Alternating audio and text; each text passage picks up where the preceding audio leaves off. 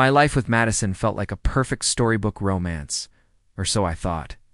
We were high school sweethearts, the couple everyone envied. After 10 years of what I believed was marital bliss, everything shattered. It all started subtly. Madison began working late more often. Her phone became her closest confidant. And a new colleague, Alex, was suddenly the star of all her stories. A gnawing suspicion took root in my gut, a feeling I desperately tried to ignore. I loved her. I trusted her. But the signs were becoming too blatant to deny. One evening, I decided to surprise her at work, hoping to take her out for a nice dinner. I found her, but she wasn't buried in paperwork. She was in the parking lot, locked in a passionate embrace with Alex. The world around me dissolved into a silent, blurry haze. The surprise I had planned turned into a moment that would haunt me forever. I didn't confront them. I couldn't. I just got back in my car and drove away. The image seared into my brain. That night, she came home smiling, telling me about her tough day at the office. The ease with which she lied was more painful than the kiss I had witnessed. The next few weeks were a living nightmare. I was a ghost in my own home, watching her live a double life. She'd text Alex, her face lit up with a smile that used to be reserved for me. She'd talk on the phone in hushed tones, stepping into another room if I entered. I knew I had to end it, but a loud, messy confrontation wasn't my style. It would only give her the satisfaction of painting me as the villain. I needed a different approach, one that would expose the truth without me having to utter a single accusation. Our 10th anniversary was approaching. Madison, in a grand display of her deception, started planning a huge party. She insisted we celebrate our decade of love with all our friends and family. It was the perfect opportunity.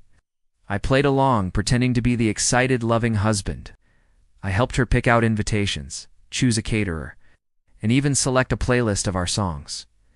Inside, I was meticulously crafting my own plan, quiet counterstrike that would unravel her web of lies. The day of the party arrived. Our backyard was beautifully decorated, filled with the smiling faces of people who had watched our love story unfold. Madison was radiant, playing the part of the doting wife flawlessly.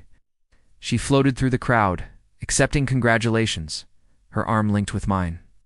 Little did she know the main event of the evening wasn't the cake or the champagne toast.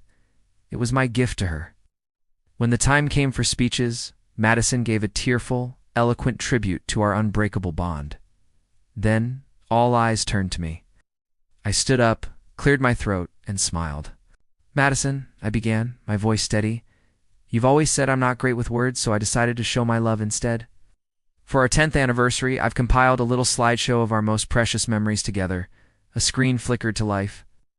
The first few photos were from our early days, high school prom, our wedding, our first home. Guests awed and smiled.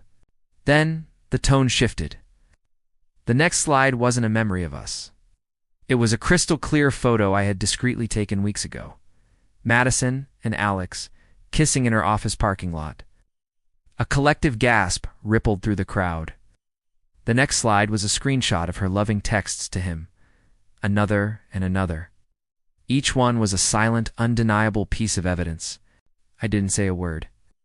I just stood there, watching the color drain from Madison's face. Her perfect facade crumbled in front of everyone she had tried to fool. The silence in the yard was deafening, broken only by a few shocked whispers. Alex, who was also a guest, looked like he wanted the ground to swallow him whole.